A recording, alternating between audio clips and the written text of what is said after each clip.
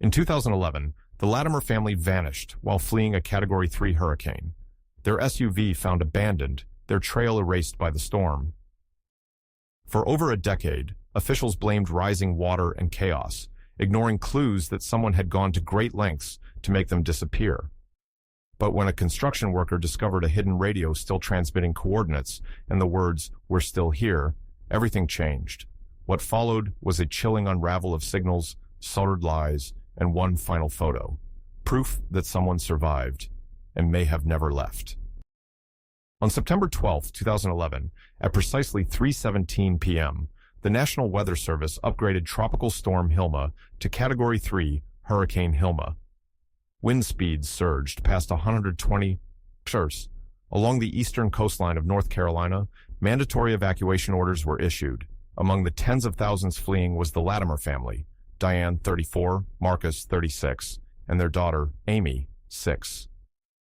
The Latimers lived in a single-story ranch house in a low-lying stretch of Carteret County, 7 miles inland from the coast, near the mouth of the White Oak River. Their last known contact was a voicemail left by Marcus to his brother at 4:09 p.m. "We're heading out now. Looks like the bridge is already backed up. I'll call you from Swansboro." They never did. By 7:40 p.m., local rescue crews found their dark blue 2009 Chevy Tahoe, license plate number LTR 829, abandoned off County Route 112, less than 4 miles from their home. The vehicle had stalled in standing water. Its rear hatch was open. Inside were 2 half-packed backpacks, a Barbie doll face down on the back seat, and an open map flapping in the wind. There were no footprints leading away, no broken tree limbs, just the silence of rising floodwater. The first emergency call came at 8:02 p.m. from a volunteer fire chief doing roadside checks. "Yeah, dispatch. This is Walker on Hilma Patrol. I've got a Tahoe out here on 112. Looks evac mid-packing. No one around. Could be trouble. Over." As the call ended, a lightning flash illuminated the distant tree line, then darkness again. The storm surge was due to peak in 90 minutes. That would be the last time anyone saw the Latimers. Search crews, pressed by conditions, marked the location with temporary fencing. Rain fell sideways. Visibility dropped to under 20 feet. Drones were grounded. By midnight, a Coast Guard team and a UH-60 Jayhawk circled twice overhead but couldn't land due to gusts. The area was declared unstable. At 4:13 a.m., the evacuation zone was declared unsurvivable. The Latimers were added to the missing list. By sunrise, the floodwaters had swallowed both the vehicle and the road. In the coming days, the official assumption would be that the Latimers had tried to walk to high ground and were swept away, but something didn't add up. Diane's phone last pinged not near the road, but over 2 miles inland at 6:02 p.m. That was nearly 2 hours after the truck was abandoned. And one more thing. Amy's pink, child-sized rain boots, reported missing from the home, were later found at the house, dry. Why would they leave without them? 14 years later, this timeline would resurface, and when it did, it would challenge everything. By dawn on September 13, 2011, floodwaters had receded just enough to allow first responders back into the area where the Latimer's vehicle was found. The blue Chevy Tahoe was partially submerged in muddy water, nose down in a ditch off County Route 112. Mud had dried on the windshield. Its interior showed no signs of forced entry. The key was still in the ignition, turned off. The official search began at 7:03 a.m., when Carteret County Search and Rescue, under Captain Elena Dorsey, marked a 1.5-mile radius from the Tahoe as Grid Alpha. Conditions were treacherous, humidity at 96%, temperature at 84 degrees, and deep mud slowed progress.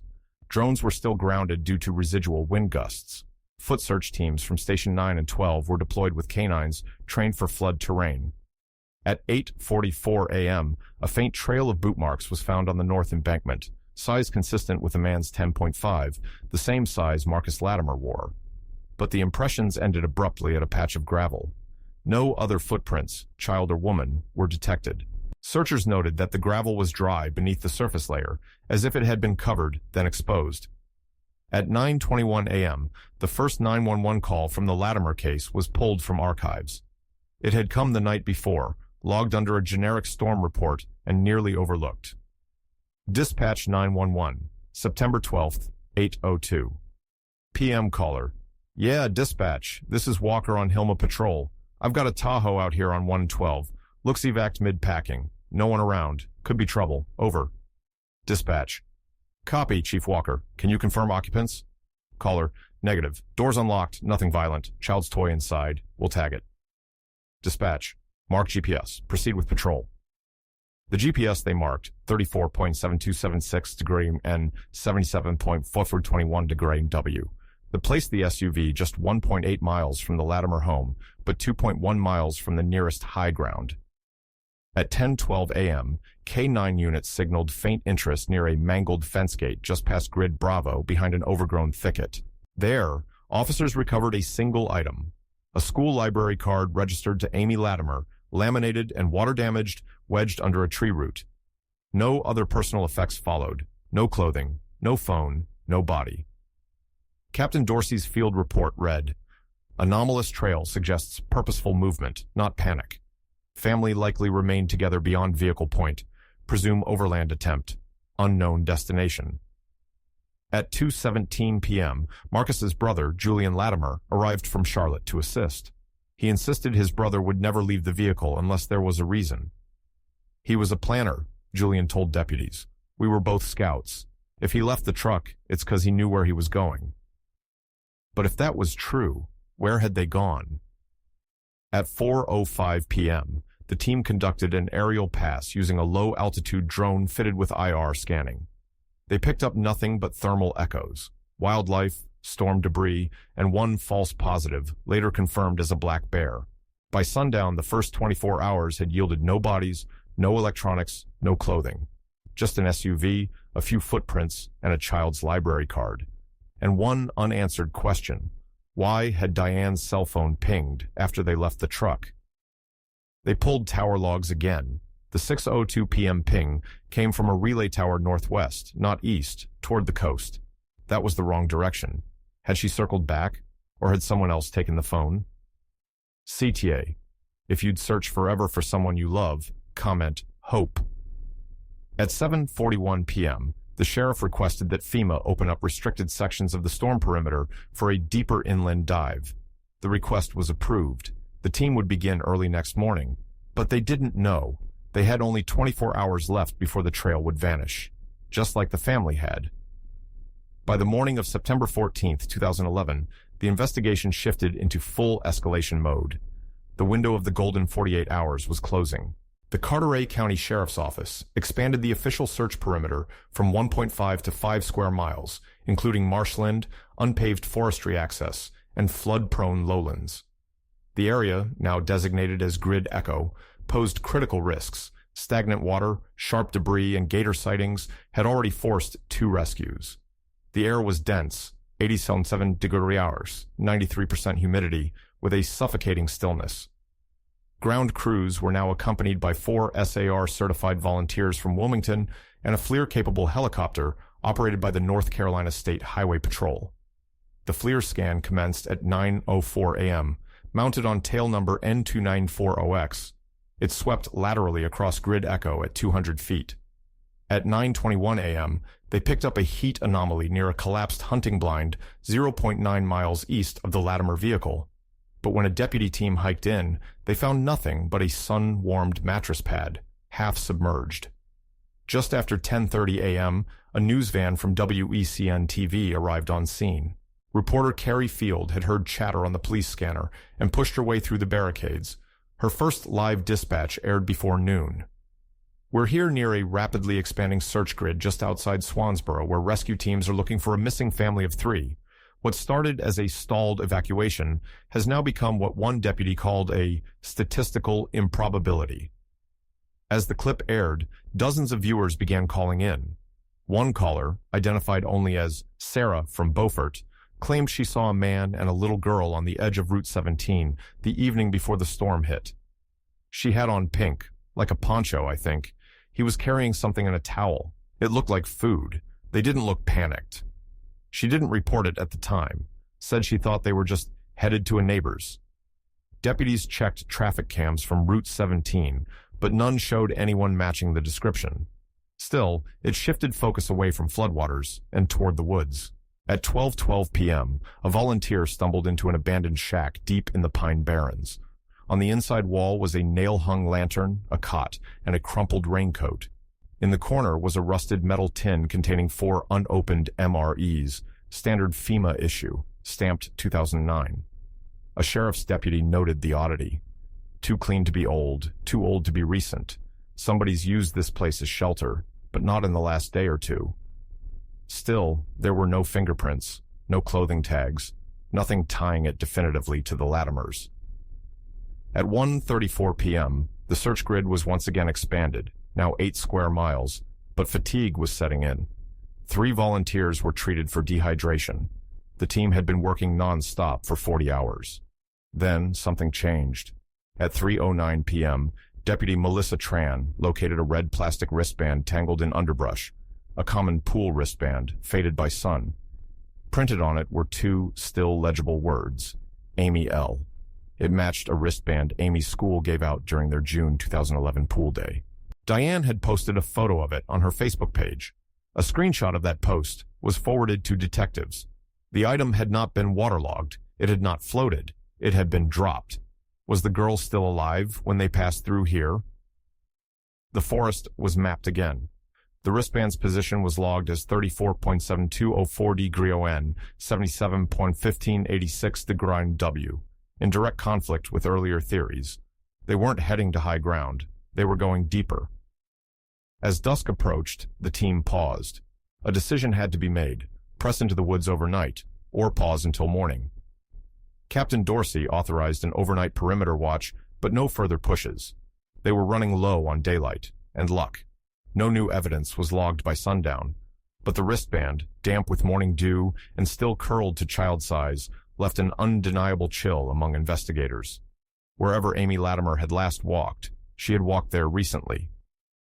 By the early hours of September 15, 2011, the Latimer disappearance had become national news. WECN's early coverage had gone viral overnight. CNN picked up the footage at 6:12 a.m. The image of a waterlogged SUV, a pink wristband in an evidence bag, and the phrase, "family vanished during hurricane," ran beneath a chyron on every major network. At 8:01 a.m., the Carteret County Sheriff's Office was flooded with nearly 4 dozen calls, ranging from alleged sightings to unsolicited psychics. A tip-line command unit was set up at the Fairview Community Center, and 3 deputies were reassigned to vetting incoming leads. One of the first to gain traction came from a woman named Maggie Linwood, 63, who contacted dispatch at 9:44 a.m. I saw them. The little girl was dragging a stuffed animal. It was a monkey, I think. They were in the store, just before the winds hit.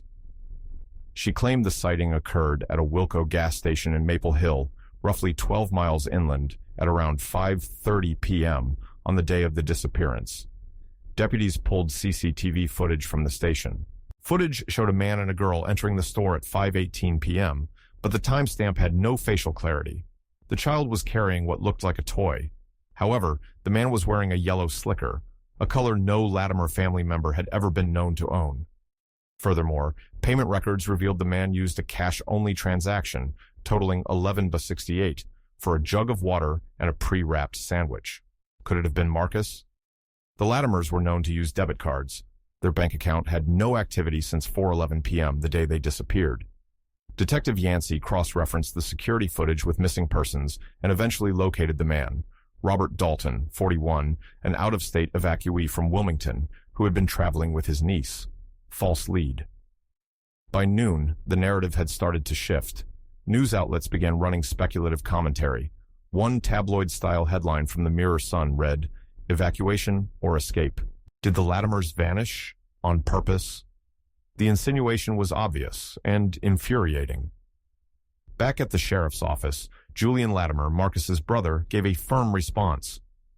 "They didn't run. My brother had a 6-year-old. They were trying to survive. If you think otherwise, you've never seen him carry her to bed." Still, pressure built. Officials feared the case was being diluted by misdirection. At 3:08 p.m., detectives followed up on a second promising tip. A trail cam capture from a game hunter just east of Stella. The image, grainy and dim, showed 3 figures in motion, one much smaller than the others. but the photo's metadata placed it at 2:03 p.m. on September 10th, 2 days before the disappearance. Wrong date, wrong time, another dead end. Then, a man named Richard Nolan, a self-proclaimed storm chaser, posted a video to YouTube, filmed from his drone on Sept 12. He claimed to have accidentally caught footage of a blue vehicle near Route 112 around 5 p.m. Detectives reviewed it. The vehicle did match the Latimer's Tahoe, but it was already abandoned.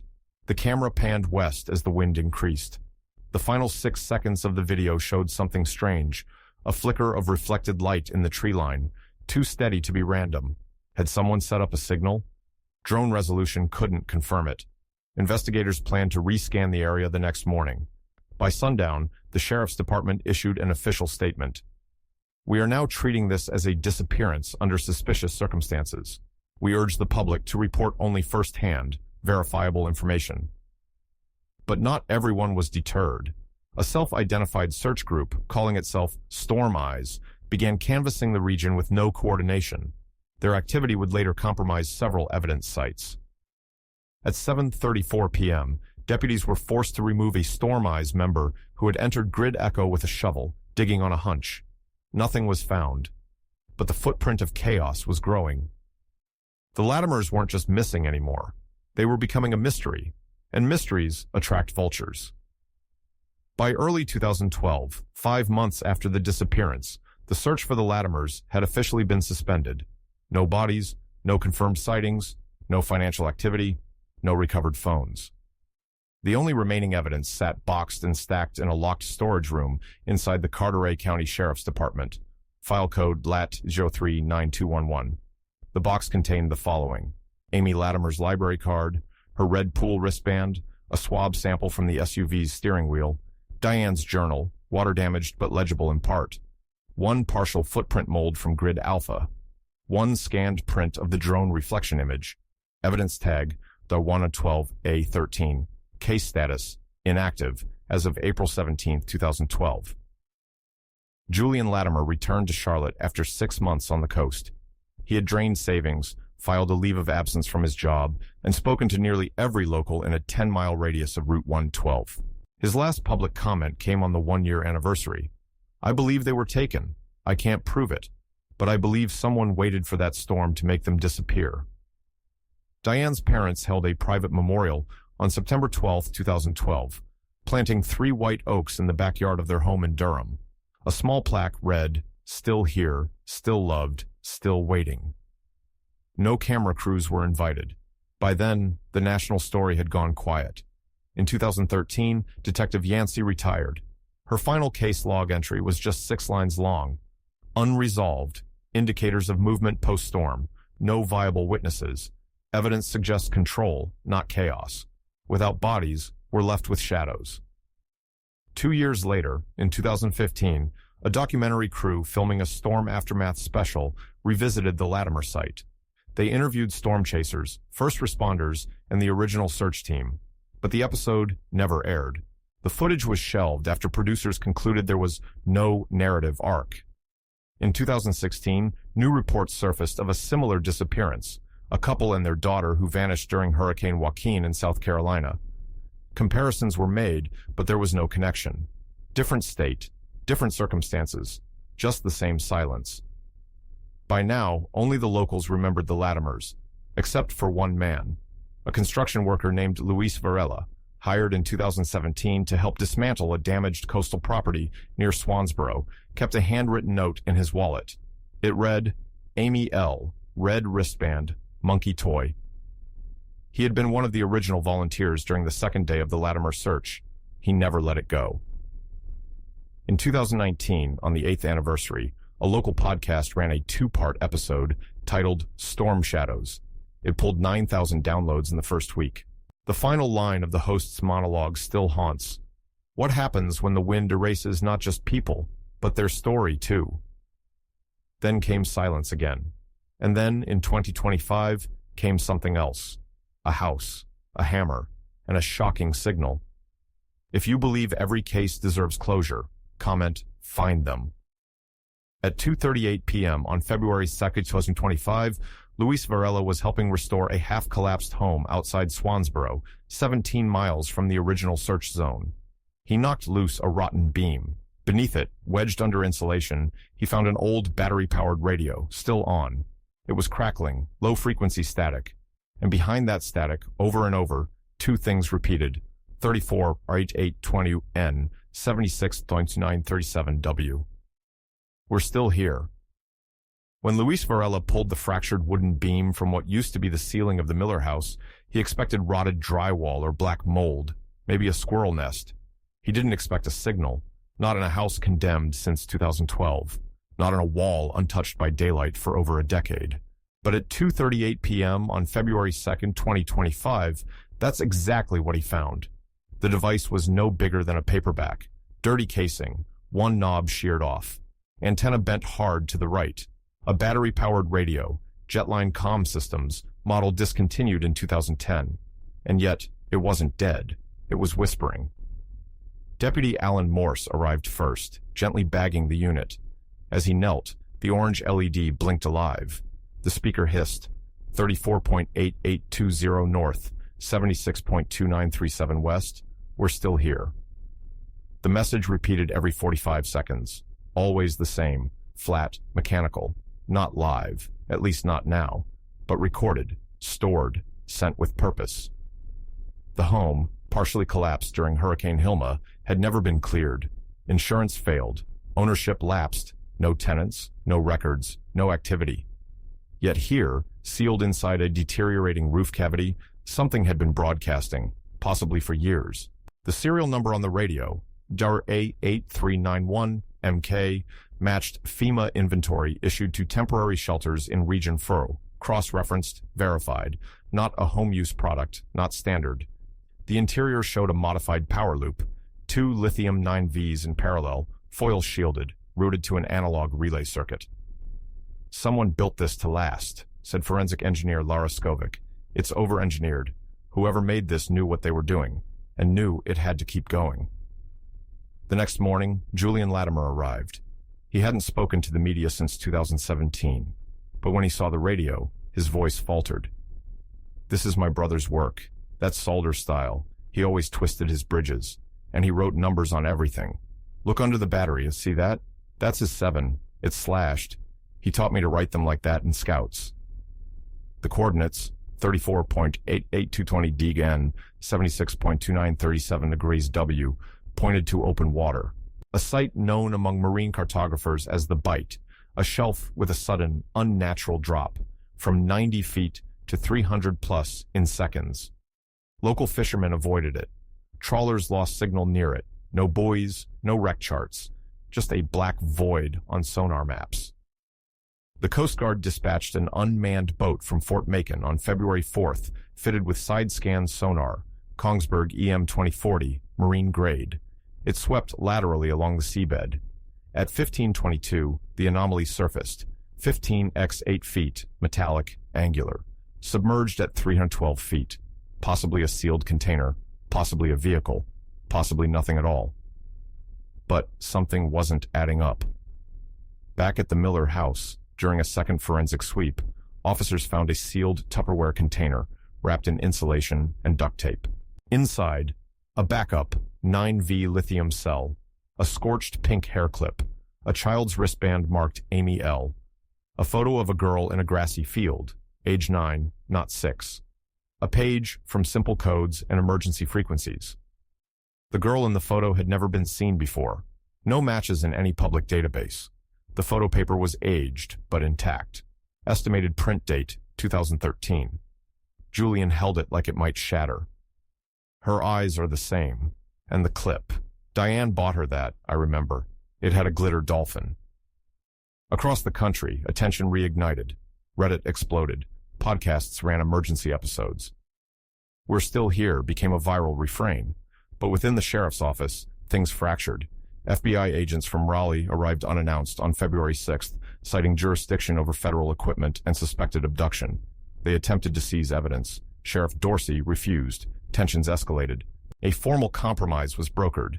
Joint custody of the radio and coastal grid surveillance, but local discretion over witness interviews. Meanwhile, Cliff Reardon, retired ham operator, revealed a second active frequency, 162,400 MHz, carrying the same message in low amplitude, likely solar augmented. That meant someone had refreshed power, maybe recently, maybe within months. No battery lasts 14 years, not alone, Cliff said. Someone's either out there maintaining this, or it's autonomous tech with a backup source. But that's rare, real rare. Dive authorization stalled. No AA flagged the bite zone as ecologically sensitive. Legal wrangling ensued. But inside the sheriff's office, the reality was setting in. They weren't looking for a cold trail. They were standing in the shadow of a living one. Julian sat alone in the interview room for 37 minutes, just staring at the photo. He refused food. He asked for a map. He traced a line from their house, to the Miller home, to the coast. It wasn't a straight path, but it meant something. They weren't running. They were hiding. And this was the anchor, a relay. That's why it's here. The Miller house had no connection to the Latimers, but it did have something else. A basement access point to an old utility line, decommissioned in 2009, running east, toward the shore. No one knew it existed, until now. This is where it ends. No confirmation, no retrieval. Just a broadcast, pulsing endlessly. A photo of a child too old to have existed, unless she survived. A hidden path beneath forgotten ground. Some vanish with noise, some with struggle, and some with code, solder, silence, and a plan.